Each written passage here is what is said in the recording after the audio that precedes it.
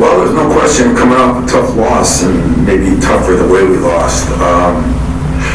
But we spent some time looking at a lot of film and a lot of kind of looking at each other because, as I told you, it's not a surprise. I think it was bound to happen the way we were playing, which was good and good statistically, except for the turnovers and the offensive rebounding. So when you have a bad day, you look at it, kind of figure out what you can do, and a lot of times you can't fix it. I think these are fixable. It's just that they got to be fixed. Yesterday's practice was more about turning the ball over and offensive rebounding and cutting out than it was about anything else.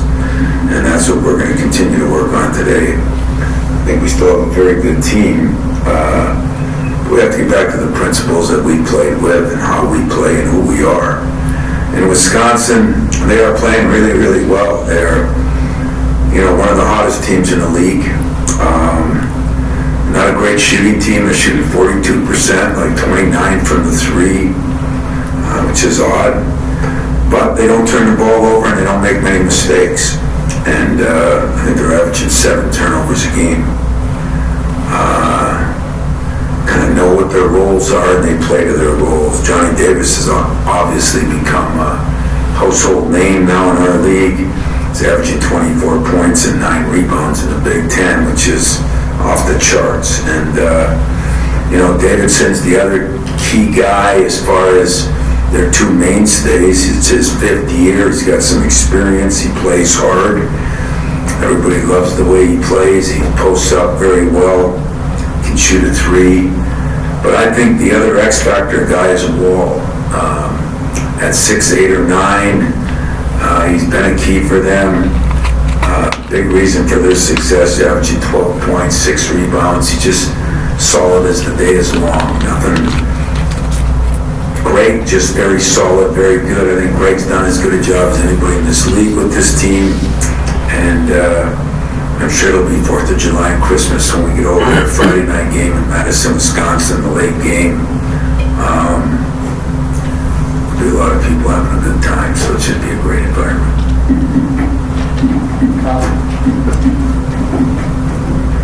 And Tom, with Marcus, I know during the offseason you talked a lot about how he was handling business a little bit better than he had been. I guess now that he's hit a little bit of a rough patch, how do you see him kind of responding? Marcus worked his tail off this summer, and as I said, DJ, I just kind of said, hey, play him with your bigs, how you think, but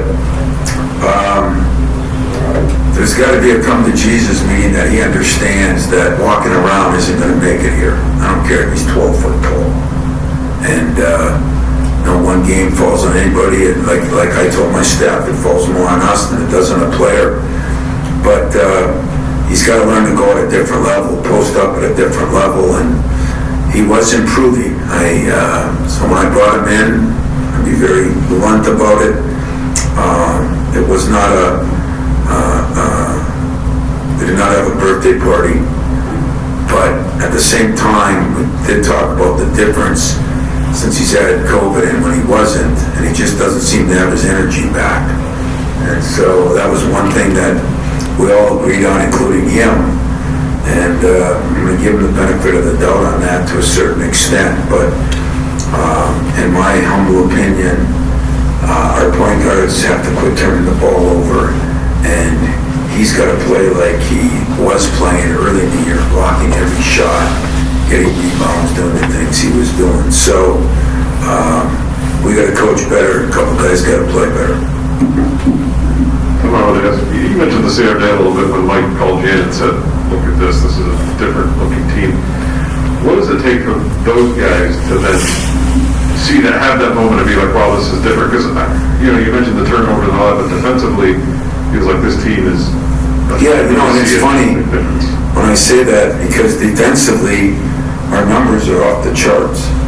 If you look at defensive numbers of the Big Ten and Michigan State, if you look at Purdue's or Illinois or, other teams, I mean, our numbers are much better. So it's not the defense, it's finishing the defense. It's the rebounding at the end and the turnovers. And I thought Jack, I'll point him out, I think you were the one at my press conference said it, and it was true. You know, we started looking back on film when a guy turns it over now. You see 4 sets of heads, the other 4 guys just, you know, it is depressing. And so the football fan that I am, I watched the part of the game last night, and you know, I love Murray because you always love guys your size, and you might not, Fred, but I do. And I saw Murray, and I mean, did you see his, I guess, body language? It was like off the charts, and he's a very confident, competitive, and it was getting to him. So I came in and told my staff that this morning. We had an early morning meeting with my team, and I talked about that, you know, and it was perfect timing for it. So I don't think we really realized how much those turnovers, and sometimes foolish ones. Another thing we came up with, how many times at the beginning of the shot clock, you know, we're not even getting a pass. So we've spent some time, Mark and I, with our point guards this morning, and I do think Tyson is really getting the feel for it. I think AJ's got some work to do, and which means we have some work to do. So, you know, making mistakes isn't the problem. Making the same, as they say, what is the definition of insanity, is doing the same thing wrong over and over and over and over again. And that is a problem that has to be rectified, and I really think will be, and I think can be. It's just, there's been a, you know, you're doing it, we got better, we were averaging 10 turnovers a game for 4 or 5 games, then we started winning. Come back from COVID, everybody thinks everything's going to be great, and you know, I think we got a little fat and sassy, I really do. So now we're not fat and sassy anymore. But to that point, the body language on the turnovers, does there come a point where it's such an emphasis for guys that it creates more or I hope less so. in their heads? I hope so. I don't even want to go to that pool. Okay? So write it right now. Yeah, I'm going to take away some of their freedom, creativity. Yes, it does. That has been earned by those players. You know, you don't get a free rein here to do what you want to do. You know, there's been many players before. You have an obligation. Each player has a job to do. I'll give you a stat. I think our point guards are turning over 31 times in the Big Ten. I think Wisconsin's 2 point guards are at like 9. So, yes, they will not have the freedom to do what they want until they show the ability to do what they want that meets with taking care of the ball. So that's always, it's a sore spot, because whether it's an AU coach, a parent, or a kid, you know, where you're taking away my creativity. Well, yes I am. There was a point in the season, too, going back to Marcus, where he was rebounding really well and seemed to be sort of giving of his body, which obviously for him is, you know, I mean, he's not the biggest built guy. And I'm wondering, is that something you've noticed as well that has changed a little bit? Totally. That and block shots. And in fairness to him, and because I don't know this, but a kid like that gets COVID and misses some time. You just said he doesn't have a body that recovers and everything. Because there is a difference. I mean, he did change and turn the corner, and hopefully, you know, it's our job to push him. And, you know, COVID has created a lot of issues for us, and one of them is not knowing what to do and how hard to push and try to understand. And so, you know, I'm not blaming all that on Marcus, but it has been a different player in the last 5-6 games than the one and against some pretty good teams. I mean, at Baylor and UConn and you know, even Loyola and Kansas. I mean, he held his own. He did his job. He has not been doing that lately, and he said, I haven't felt the same. DJ said it. So we tried to address it yesterday. What happens is you come back, you don't practice as hard, and then you revert back. A leopard doesn't change his spots or his, whatever. And so consequently, this is a great week to have a couple extra days to practice and hopefully get that back. Gabe said Saturday that he noticed he's getting defended a lot differently in the Big Ten, a lot more attention. How do you make sure that he continues to be like one of the focal points of the offense with that increased attention? Yeah, he is getting more attention, and so, like Johnny Davis, he had those big games, and all of a sudden, he's getting more attention. That's kind of the way the world works. I mean, every coach is smart enough to know you're going to get beat by your weaknesses, not by your strengths. So you don't want to let somebody beat you with their strength. And so Gabe got more attention, but you got to get more than 7 shots. Now, he did get to the free throw line 8 times and made all 8 of them. That was encouraging. But you get more shots by offensive rebounding more. You get more shots by not turning the ball over. So another alarming stat is teams are getting 10 more shots a game than us. That's like, I've never heard of that. But that's what happens if you turn it over a lot and that team gets offensive rebounds, they're going to get more shots. So we got to get Gabe 12, 13 shots, and we're not going to do that no matter how they guard him if we didn't turn the ball over. Tom, is it the Wisconsin system, the kind of players it recruits, or just the emphasis that year after year after year it seems like they're so low in turnovers and fouls committed? Well, it's definitely some of the system. I mean, and everybody wants what somebody else has in that particular area. In other words, for 30 years, Wisconsin walked the ball up the court and scored 60 points a game, and everybody said, what a great defensive team, because they gave up 54, because nobody probably got 40 shots a game on them, just because of the way their offense was. They're running a little bit more now. I think Greg's doing a great job with them because they are running a little bit more. They got a point guard who pushes it, and they got, of course, Davis. But they also must do a better job of, I remember last year something happened, and talking about taking something away. This was something our staff really respected about Wisconsin. We played them in the Christmas game. Do you remember that?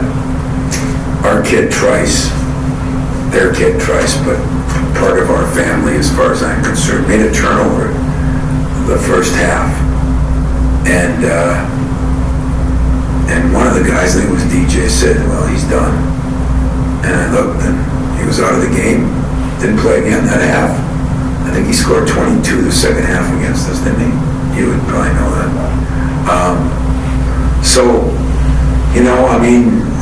Depending on who you recruit and what kind of kids you get and how they are and how the people around them are, it's easy to say, well, then why don't you do that? Well, you just hit the nail on the head. First question you ask is, are you taking their creativity away? Are they going to be, now you're not saying it, but I mean, that's what people are going to say. That's what talk radio says. That's what parents say. So there's ways you can get it done, but everybody's got their own way. Give them credit, though. It's been built into them. Like our rebounding has been built into our program. We've got teams that are good, bad, and different, 90% of them. This is one that is not rebounding. We're +7 overall, I think. We're pretty good. I think we're 3rd in the league in rebounding. So it shows you why analytics are screwed up sometimes. We're just not offensive rebounding, and defensive rebounding is good. Now part of it is when you're pretty good defensively. I mean, we were holding teams to 37%. There's a lot more rebounds to be had, which means there's a lot more opportunities for offensive rebounds too. So it's a double-edged sword sometimes, and that's what makes it crazy. But if there's 2 reasons that teams are getting 10 more shots, is they're getting 2 to 3 more offensive rebounds a game than we are, and the turnovers are the 2 reasons. So should be correctable. We'll see if we get it corrected. But Wisconsin, to answer your question, has always done a great job of it.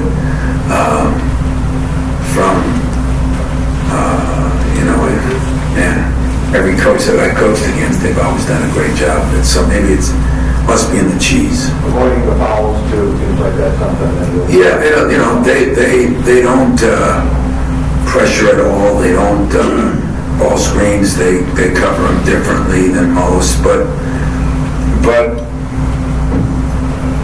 I mean, everybody has a different way of doing it too. I mean, we've won a lot of games doing it our way. They've won some games doing it their way.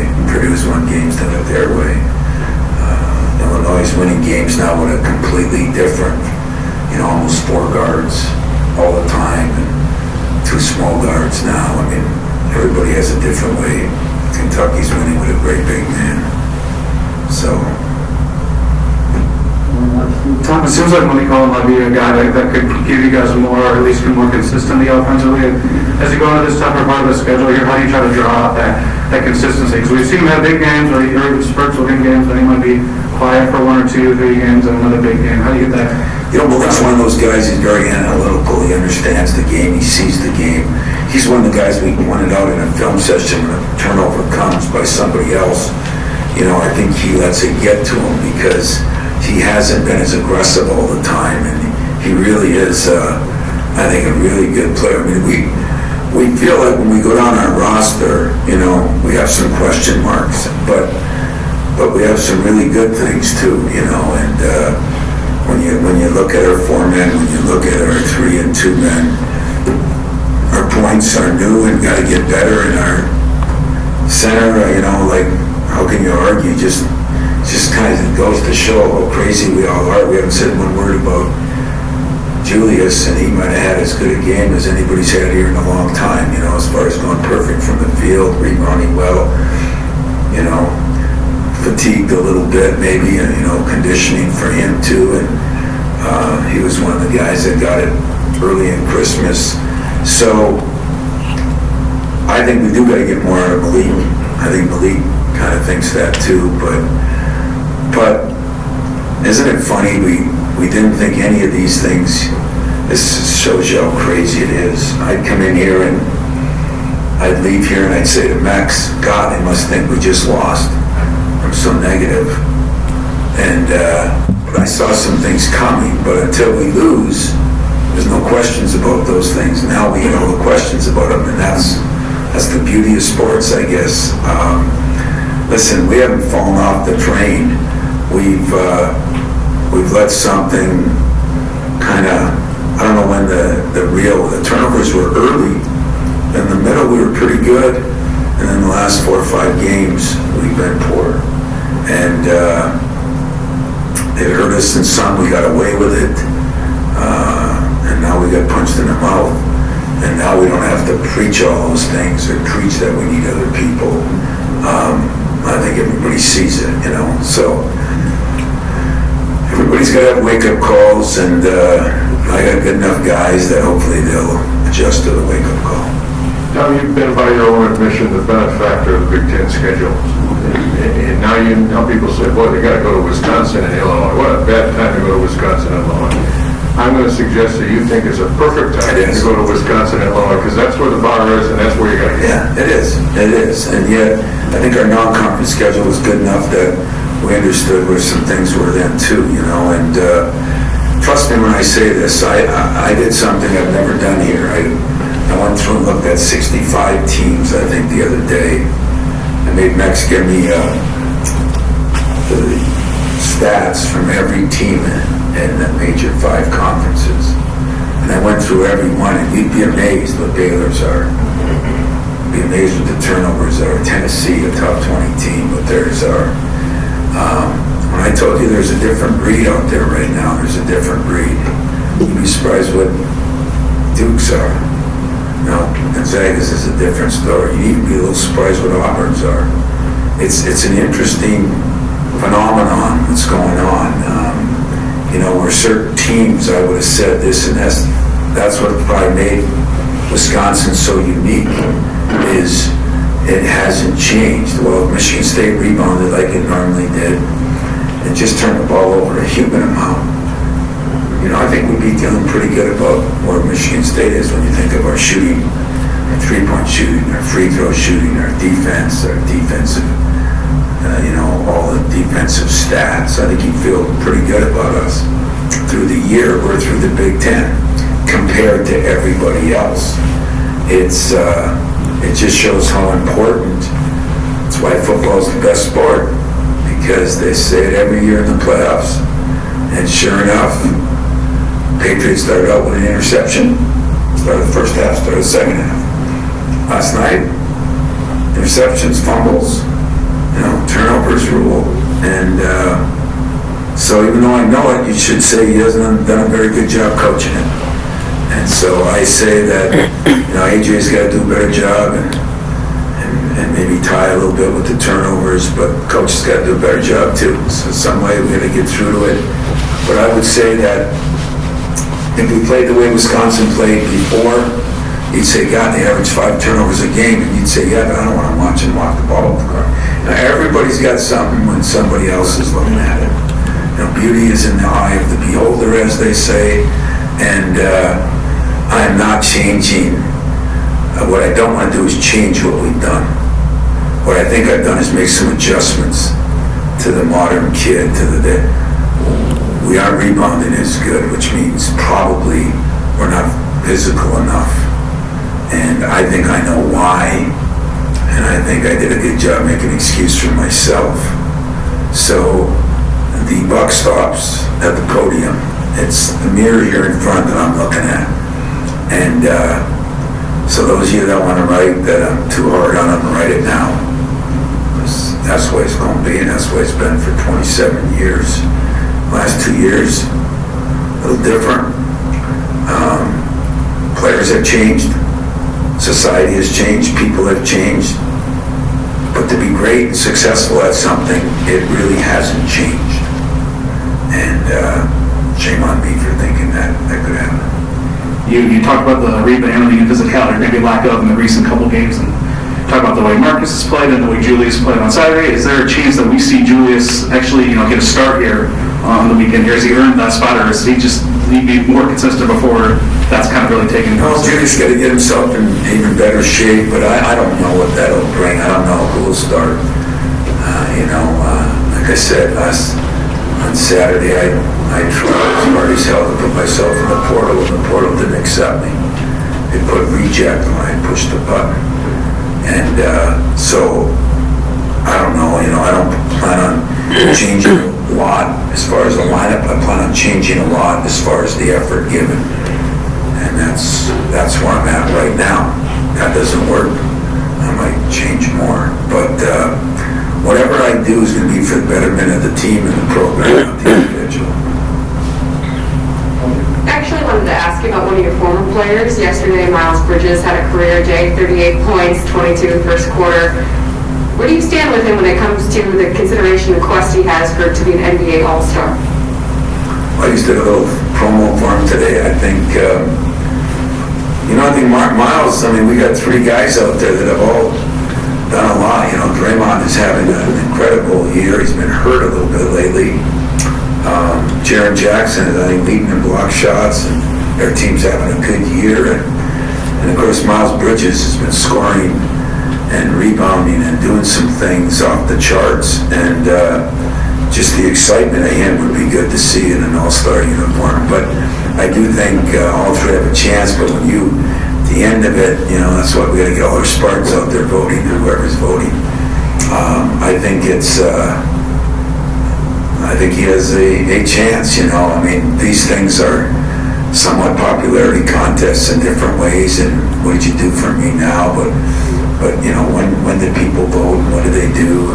There's a lot of different parameters that go into this, but he sure has had a hell of a first half of the year when you look at everything he's done, because he's scored in a variety of ways, and that's what makes him unique. And one of those ways is those incredible dunks I taught him, and so because of that, I think he's an exciting, fun guy to watch. I just talked to his mom last night.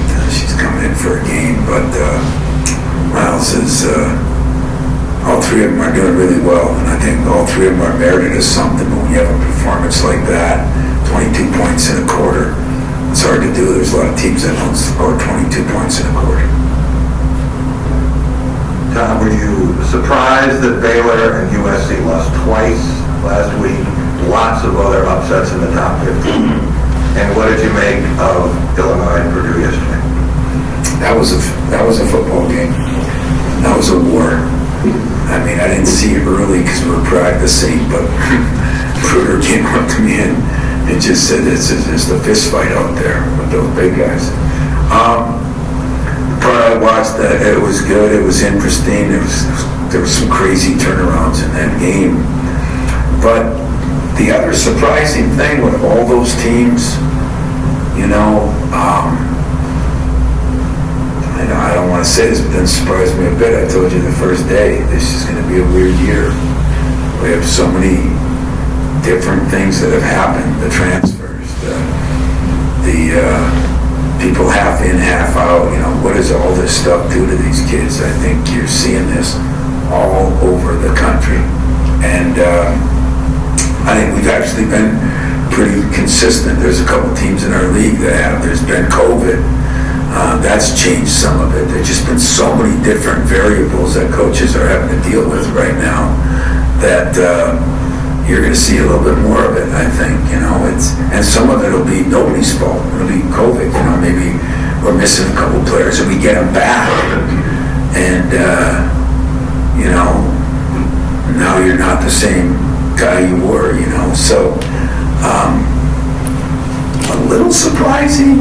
Baylor was a little surprising for me. USC or UCLA wasn't as much, but Baylor was a little surprising because I think they have 9 guys. Now, I don't know. I did talk to their coach after their first loss, and you know how many turnovers they're averaging a game.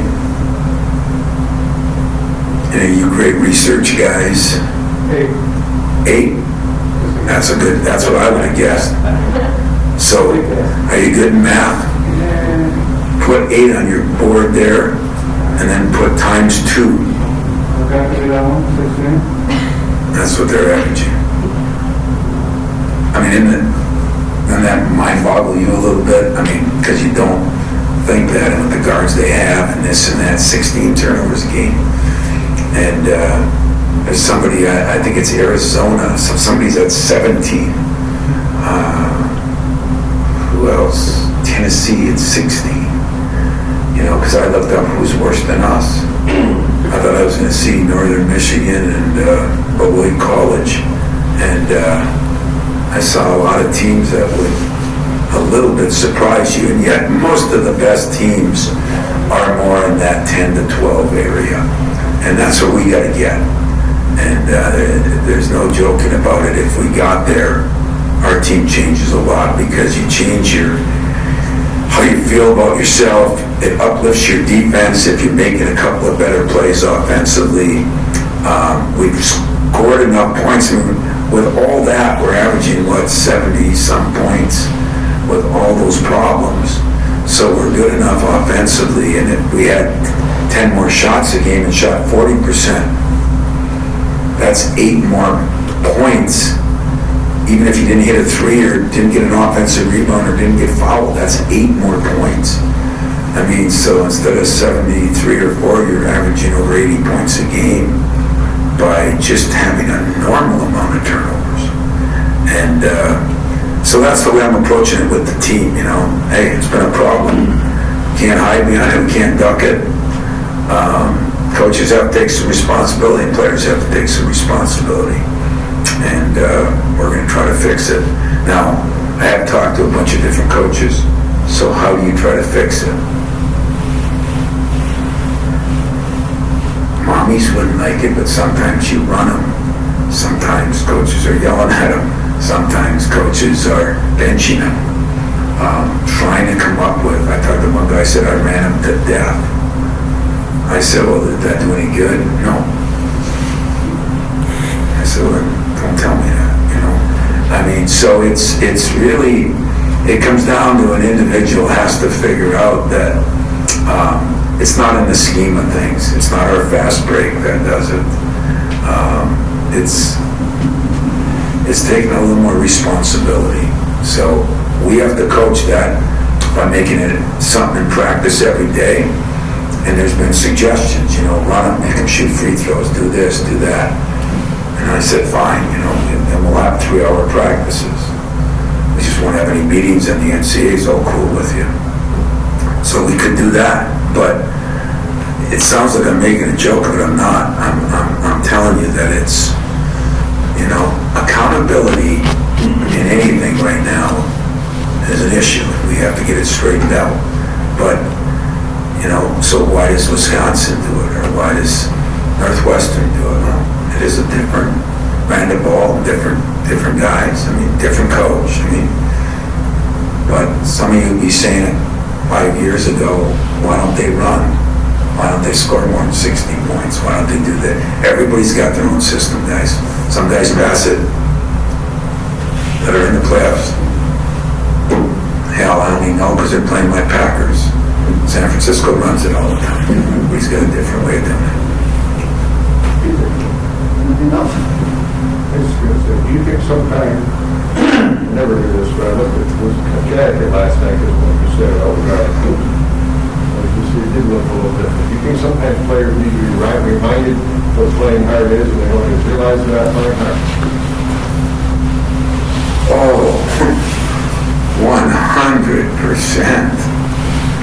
The base, what is the base, Did you practice harder today? Hell yeah, coach. Harder than what? That's what's really fun when the team comes back, or Austin is there now, or Cueto, even 3-4 years ago, or even, listen guys, gals, this has been a different 4 years for a variety of reasons around here. But the last 2 with the health and well-being and the social issues, and everybody has the right to do everything, and it's made it more difficult for everybody. And as I said, the who handles it the best is going to be the most successful. We're 14-3. We have some deficiencies. We have to get better at those deficiencies. That is my job. And whether I do it by running, yelling, benching, but I got to make sure I do what I believe is right. And I think too many times we're believing what society says. And I just got to do what I think is right, do what my staff thinks is right. And I think players understand that. But you can watch a film with a player, and you get done, you say, how'd you think you played? The word okay, good, not bad, is really a common saying, because mediocrity right now is okay in a lot of what we do, and I don't think mediocrity is okay. And so, there's nobody that starts with more than the head coach. And that's, I kind of like the challenge, you're right. I like where we're going. We can go there and play really well and lose 2 games. But I'll know where we are. We can go there and play really poor, I'll know where we are. That's the beauty of it. It has been a strange schedule for us. But whose fault? Who can I blame? KP? Yeah, let's blame KP. No, it is what it is, and it's going to be the same for everybody else in certain factors. But I do believe that this team will rise up.